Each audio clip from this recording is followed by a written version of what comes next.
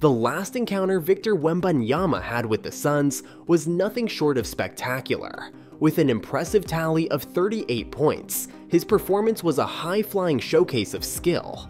However, this latest match painted a different picture, taking a turn in the opposite direction.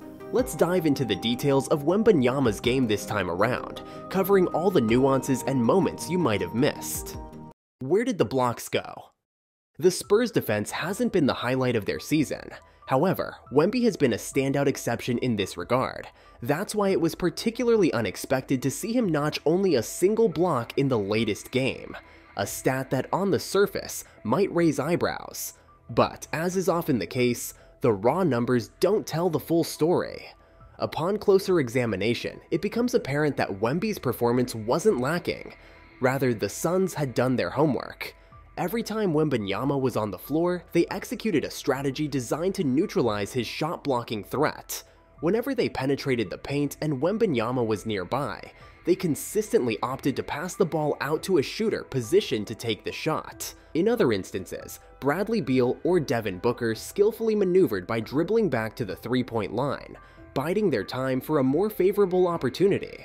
By retreating and resetting the play, they not only avoided Wembanyama's intimidating presence in the paint, but also created space to reassess the situation and look for a better angle of attack. Clearly, the Suns weren't about to mess around in the paint with Wembanyama lurking. There's this moment where Booker's setting things up, waiting on a screen that leaves Beal with a clear shot to the hoop. But then, Beal spots Wemby out of the corner of his eye and it's like, nope, not today. Instantly, he knows and whips the ball over to the guy wide open in the corner. This play really shows off the Suns' quick thinking and respect for Wembanyama's defensive game. They're all about avoiding that direct challenge, playing it smart and passing off to keep the play alive.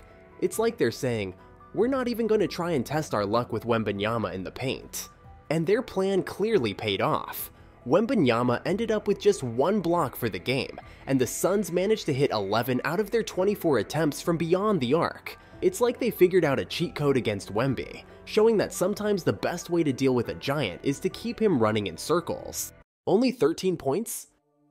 Offensively, Wembanyama didn't light up the scoreboard as much as we've come to expect, but if you dive into the numbers, he actually tied his most efficient shooting night from the field at a solid 71.4%. Yet, as with all things Wembanyama, the surface stats don't always give you the whole picture. Right from the get-go, it was crystal clear that the Suns had one thing on their minds: keeping Wembanyama out of the paint. Every single time Wembanyama looked like he was about to make a move inside, the Suns threw up a blockade, practically swarming him. They weren't just playing defense, they were setting up a fortress, making sure that if Wembanyama wanted to score, he'd have to work extra hard for it or find his points elsewhere. Kicking the ball out to his teammates, who unfortunately weren't exactly in prime positions to score. And with the team shooting a chilly 9 of 33 from beyond the arc, this strategy didn't pan out as hoped. It's like they were trying to make lemonade out of lemons, but ended up with a pretty sour batch. But a player of Wembanyama's caliber isn't easily shut down. Despite the Suns' best efforts to barricade the paint and force difficult plays, Wembanyama tapped into his well of talent to find ways to score. Leveraging his remarkable length and skill set, he maneuvered around the obstacles, showcasing his ability to adapt and overcome. Whether it was extending over defenders, finding those slim gaps to slip through, or utilizing his finesse to execute shots, Wembanyama proved yet again why he's considered a top-tier talent in the league. Oh, come on. 31 points last night for Wemby, 16 rebounds, 5 assists, 2 steals, 3 blocks, 38 double-double. Fair amount of Wembanyama's next hurdle of the evening came in the towering form of bolbol, the 7'3" marvel often dubbed a unicorn. Bolbol was tasked with the challenge of guarding Wemby for several stretches of the game, setting the stage for a fascinating duel.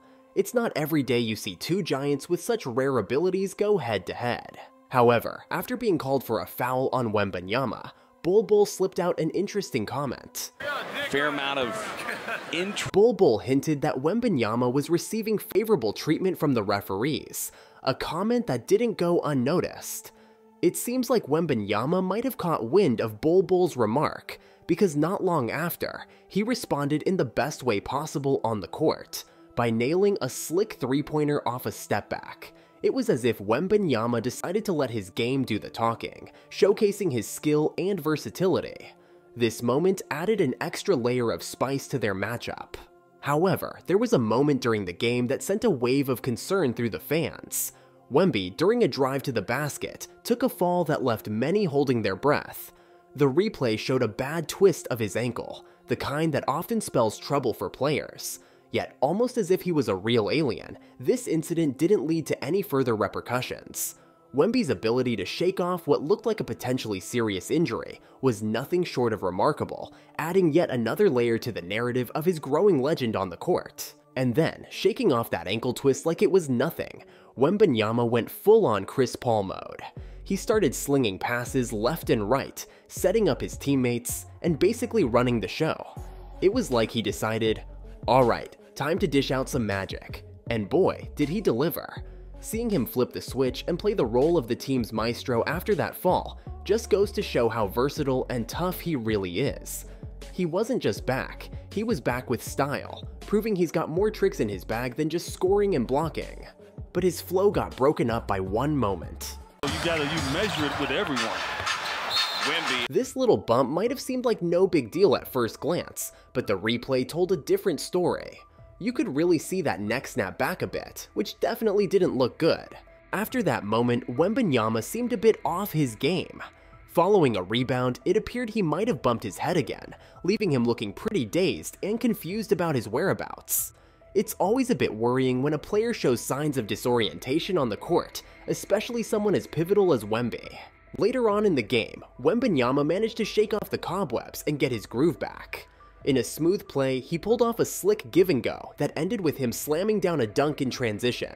After that little scare with his ankle and the team trailing by almost 30, Wembenyama called it a night in the third, clocking out with just 21 minutes on the floor.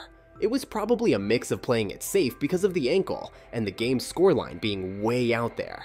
So they decided to bench him for the rest of the game. It's like, why push your luck in a game that's already looking like a tough one to pull back, right? Plus, keeping Wembenyama healthy is key, especially when you've got a talent like his. If you liked the video, please leave a like and subscribe for more. We're also working on the Wemby store getting you guys some new stuff, so stay tuned on that. See ya!